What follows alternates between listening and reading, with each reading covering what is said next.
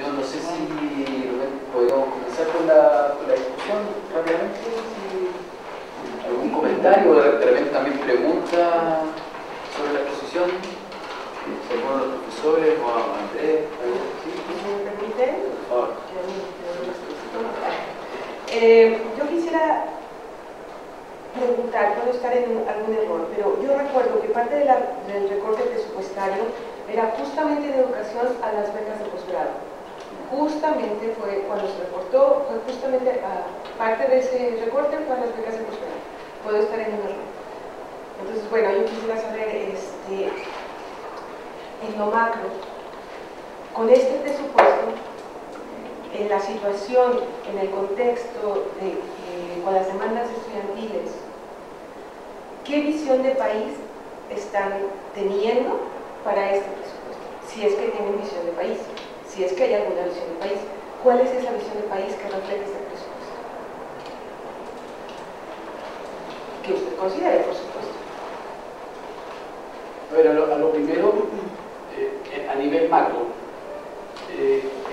no recuerdo, pero es probable que las becas de posgrado hayan sido recortadas, pero se recortaron 750 millones de dólares, debe haber sido insignificante. Lo grave, a propósito de educación, es que cuando se hizo ese recorte, y eso se conecta con la demanda no de los universitarios, sino de los secundarios, que una de las partidas que se recortó fue la inversión para la reconstrucción de liceos como producto de terremoto. Uno de los ítems recortados fue ese. Por lo tanto, cuando los chicos de enseñanza media estaban reclamando sobre la demora en la reconstrucción, especialmente en las grandes ciudades, la razón era que los fondos para la reconstrucción, muchos de ellos habían sido recortados. Lo otro, yo creo que en educación, para hablar de educación, hay prioridades.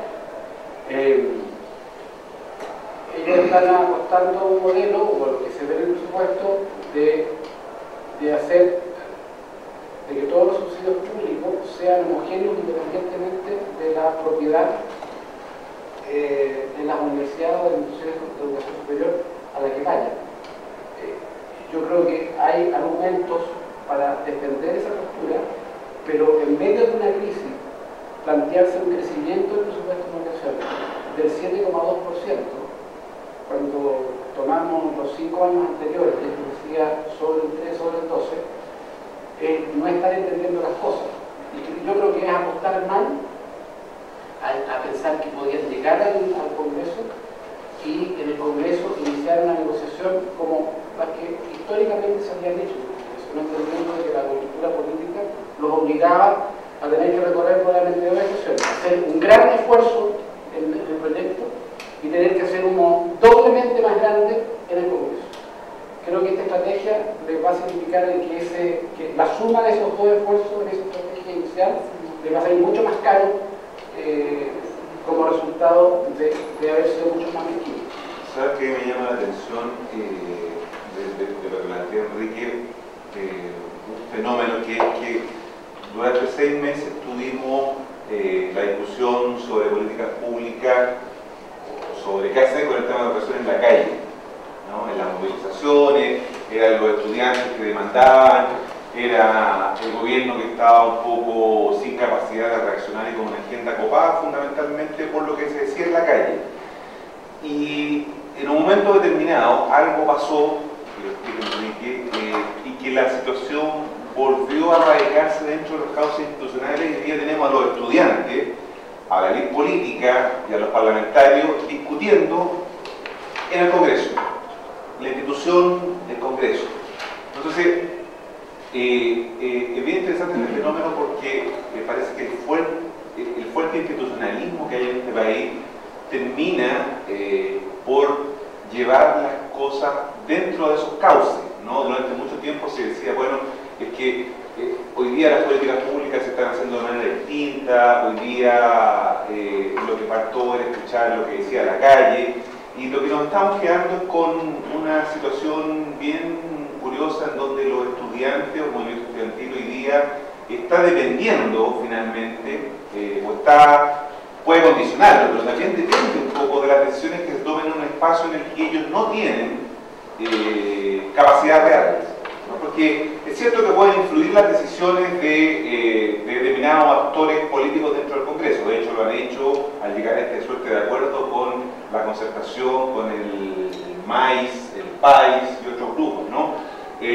Pero a mí me llama la atención este fenómeno, es decir, cómo de alguna manera, no sé si perdimos tiempo o no, pero hay un hecho que nos llama a reflexionar sobre la fuerza de las instituciones, ¿no? Y cómo finalmente esto vuelve a instalarse en un espacio en donde desde un principio muchos de los actores dijeron que debía estar radicado. Incluso el propio gobierno en un momento lo dijo, pero no tuvo la capacidad y la fuerza para imponerlo, sino que han sido los hechos, ¿no?, que han condicionado este fenómeno, porque finalmente el movimiento estudiantil está un poco sufriendo el desgaste de 6 meses de movilización, se ve obligado a ir a negociar a un terreno que no le es cómodo, que no creen tampoco, que tienen desconfianza, ¿no? Porque los estudiantes desconfían de los parlamentarios, desconfían del Congreso como institución, ¿no? Y desconfían de lo que ahí se puede lograr. Entonces, a mí me llama la atención, a propósito de esto que plantea Enrique, de cómo finalmente el peso de las instituciones, y en este caso de la institucionalidad, de la discusión del presupuesto, termina trayendo las cosas a una situación que nadie se imaginaba que íbamos a volver a entrar dentro del caos institucional, ¿no? Ese es un punto que a mí me llama poderosamente la atención respecto a lo que está pasando hoy día y que de alguna manera Claudia también lo planteaba a propósito de qué pasa con el movimiento estudiantil.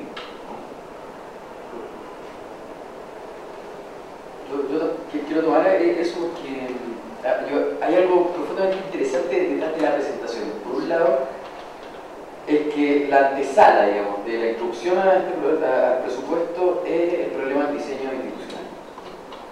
O sea, las rules of law, ¿no? las reglas del juego. Y entonces eso lanza una primera interrogante que me gustaría saber tu opinión, que bueno, se refleja en el sistema de gobierno presidencialista, bueno, se refleja en el fondo en la lógica por medio de la cual primero se discute, pero también se define el presupuesto. Y también, digamos, define el campo de lo posible, de la definición del presupuesto. Pero por otro lado, también es interesante que, si bien está el diseño institucional, el sistema de gobierno presidencialista, que podría decir, de ahí uno entra en el tema del presupuesto, pero luego el presupuesto está sujeto a una discusión política nuevamente. O sea, podríamos decir que el presupuesto está entre dos murallas políticas, ¿no? Y esto me parece interesante porque yo quiero saber cuál es tu opinión, es que esta debería ser como la segunda dimensión, es que tanto en la oposición como ya en el gobierno hay voces disidentes en torno al problema del presupuesto. Es decir, a nadie le gustó los números. Y uno puede escuchar desde el ministro de Cultura, que es algo que tú tomaste acá, y que, bueno, que está tratando de pelear por un aumento, y sobre todo si quiere seguir unas políticas públicas más provenientes del gobierno de Bachelet, que estos centros culturales a lo largo de todo el país, en comunidades de más de 50.000 habitantes. Y segundo, también uno escucha a los representantes del Consejo Nacional de Televisión, por ejemplo, que también aboga por un aumento de presupuesto, y uno puede, bueno, uno podría seguir, ¿no?, desde el Matei hacia atrás, de la incidencia del presupuesto. Entonces, si bien hay una cuestión política, también me pregunto, yo creo que tiene que haber fundamentaciones y argumentos económicos para poder decir, bueno, por qué se eligió estratégicamente ese tipo de presupuesto si se asume la cantidad de voces disidentes tanto en el interior como fuera del gobierno. Yo no sé cuáles son los argumentos que tú puedes ver en la opinión pública o la ley política. Oye, pero Enrique, antes, porque a lo mejor podríamos, porque claro, yo tengo como un par de reflexiones relacionadas también a lo que decía Marco y Nicolás, porque, o sea, esta como visión institucional, que no solamente el diseño institucional, sino que los incentivos que ese diseño genera, ya de la relación entre el ejecutivo y el legislativo, que además, bueno, con estos hiperpresidencialismos que en Chile se viene muy fuerte, pero es también un síndrome de nuestra región, digamos. Además, sobre todo en estas fórmulas donde tenemos un presidente muy poderoso, con poder de veto, como lo señalaba Enrique, pero que tiene pocas posibilidades, en este caso no tiene mayoría en el Congreso, como poder avanzar más en ciertos proyectos.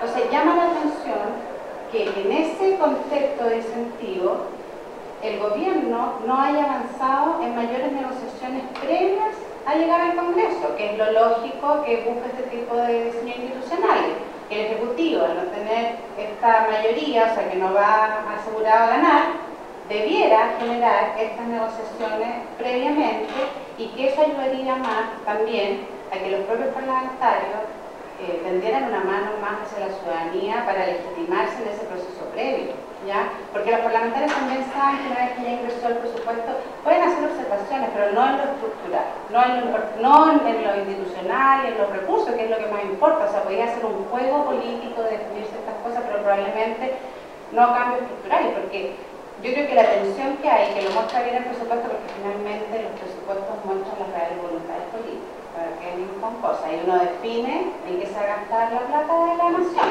¿ya?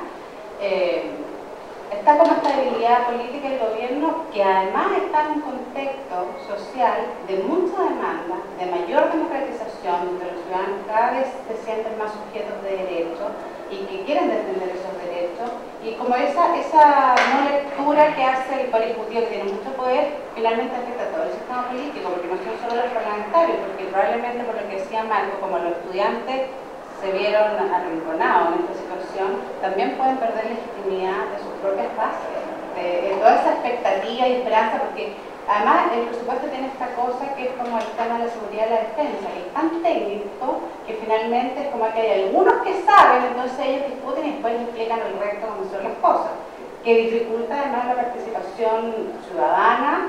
Que claro, ahora dicen hay más participación en redes sociales, hay senadores que ponen broadcasting de las sesiones, entonces todo el mundo lo está viendo por Twitter y hay como más información. Bueno, sí.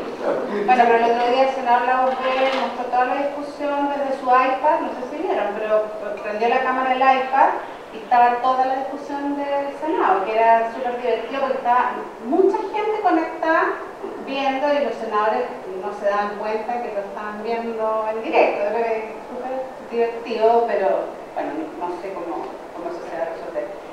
Pero estas son como las tensiones que veo yo en un momento político y social con un gobierno que no ha tenido la habilidad para enfrentar esa situación que al final complica todo el sistema político y no solo el gobierno.